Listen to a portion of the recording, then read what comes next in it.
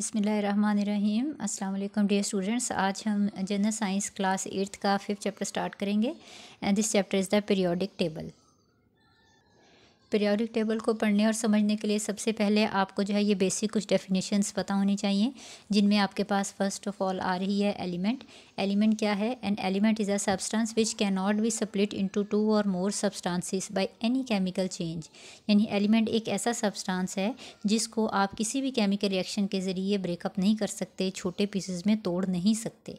अच्छा, अब देखते हैं एटम। एटम क्या है? The basic particle of an element. इसी ये एलिमेंट जो है, एलिमेंट जिस बेसिक पार्टिकल से मिलकर बना होता है उसी हम कहते हैं atom.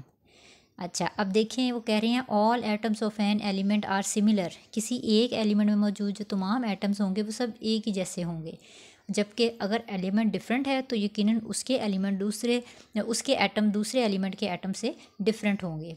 There are near about 118 elements. अब तक 118 एलिमेंट्स जो हैं वो मौजूद हैं दुनिया में, आपके वर्ल्ड में, जो कि स्टडी हो चुके हैं, जिनमें 92 जो हैं ये नेचुरली अकरिंग एलिमेंट्स हैं। अच्छा, अब आपको पता होगा, आपने छोटी क्लासेस में पढ़ा होगा कि जो एटम है, एटम के 3 बेसिक जो हैं वो पार्टिकल्स हैं, 3 बुनियादी इसके हिस्से हैं जिससे मिलकर एटम बनता है, जिनमें एक प्रोटॉन है, इलेक्ट्रॉन है और न्यूट्रॉन। अब मैं आपको जो है basic structure of atom draw करके दिखाऊंगी। एटम जो है वो ऐसे सर्कुलर शेप में होगा, जो कि आपने अक्सर देखा हुआ है डायग्राम में। अच्छा, सेंटर जो है इसका न्यूक्लियस होता है किसी भी एटम में। जैसे एक सेल है, उसके सेंटर में न्यूक्लियस मौजूद है, उसका बेसिक पार्टी ऑर्गेनेली। इसी तरह इस एटम में भी सेंटर में न्यूक्लियस मौजूद होता है। जो एटम का जो न्यूक्लियस है उसको 2 पार्ट्स में डिवाइड किया है। उसका एक हिस्सा कहलाता है प्रोटॉन और दूसरा कहलाता है न्यूट्रॉन।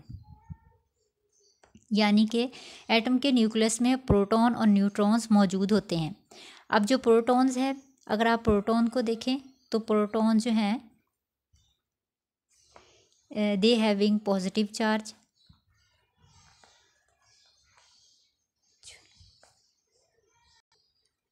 हाँ जी, इसमें प्रोटॉन और न्यूट्रॉन, और बाहर जो है उसके मूव कर रहा होता है electron.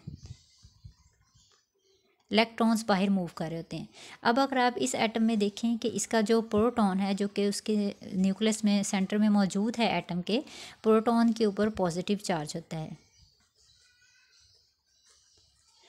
Proton containing positive charge. और अगर आप ये इसका सेकंड पार्ट देखें, इसका पार्टिकल जो है वो कहलाएगा न्यूट्रॉन, और न्यूट्रॉन हैविंग नो चार्ज। यानी जैसे कि न्यूट्रॉन वर्ड है, न्यूट्रल से निकला हुआ है। न्यूट्रल मीन कि इसके ऊपर कोई चार्ज नहीं होता, ना पॉजिटिव है ना नेगेटिव है। और जो आपका जो थर्ड वाला, जो ये इसका फर्स्ट इलेक्ट्रॉन का पार्ट है, एटम का फर्स्ट पार्ट, ये इसका सेकंड पार्ट, और इसका जो थर्ड पार्ट इलेक्ट्रॉन। अब अगर हम इलेक्ट्रॉन को देखें, जो कि न्यूक्लियस के एटम के सराउंडिंग में, उसके बाहर जो है वो मूव करते हैं, गर्दिश करते हैं अपने अपने ऑर्बिट्स में। Electron containing negative charge. ये जो है ये आपका सिंपल एटम है। किसी भी एलिमेंट के अंदर जो एटम मौजूद होंगे वो इसी तरह के होंगे कि सेंटर उसमें प्रोटॉन और न्यूट्रॉन होंगे, मीन के पॉजिटिव चार्ज और नो चार्ज, और उसकी सराउंडिंग में जो है ये इलेक्ट्रॉन रिवॉल्व कर रहे होंगे अपने अपने ऑर्बिट्स में, और electron containing negative charges. I hope आपको ये बेसिक स्ट्रक्चर ऑफ जो एटम है वो समझ आ गया होगा। Thank you so much.